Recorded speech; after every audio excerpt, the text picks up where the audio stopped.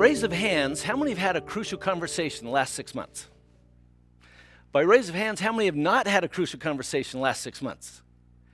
By raise of hands, how many aren't going to raise your hand no matter what question I ask? What's a crucial conversation and why does it matter? In the year 1990, we began a research effort. We would go into businesses and organizations. We would ask people to identify who are the very best communicators they know in their workplace. And then we would observe these people to say, how do they do what they do? Over a 12-year period, we clocked over 10,000 hours of observation, watching these master communicators at all levels of the organization. The executive level, middle level management, first line supervisory, some who had no supervisory responsibilities. We wanted to know, union leaders or not, profit or nonprofit, government or armed services, how do the very best communicators do what they do? Well, the results of our study is we identified 29 different interpersonal skills these master communicators use. We also identified 8 primary principles or strategies of communication. We also found that the way you handle a crucial conversation makes all the difference in terms of results and relationships. One of our first learnings that was a surprise to me is that for most of us, and these percentages change depending upon your position in the organization, your job description, but for most of us, about 90% of our communication is routine, regular, and casual.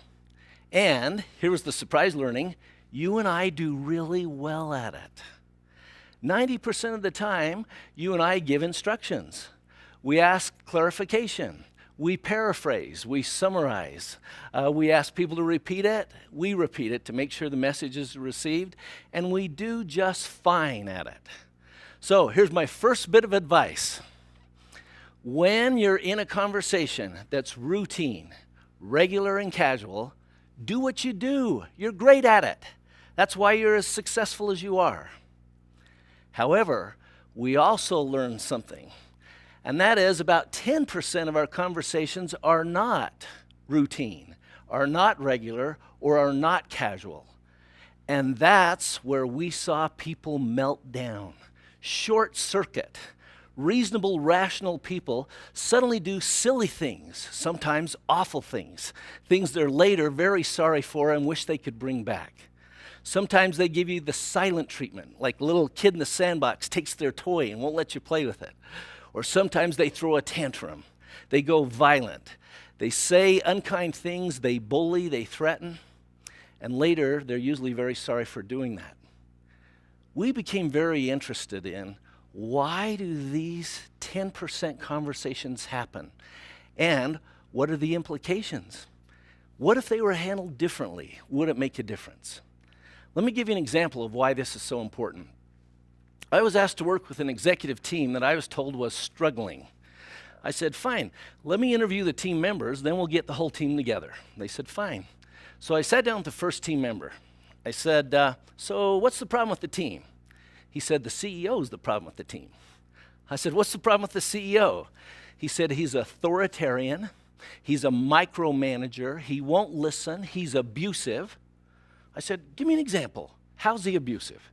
He said, in last week's team meeting, he called me an SOB, only he didn't even bother to abbreviate it. I said, that doesn't seem appropriate. He said, I thought not, but that's not all. And then he gave me a list of crude and rude phrases and terms that this CEO had used publicly, threats, ultimatums. Thanked him for the interview. Sat down with the next team member, said, what's the problem with the team? She said, the CEO's the problem with the team. Gave me the same list of complaints. By the time I had interviewed each team member, they were in unanimous agreement about what the problem was and who the problem was.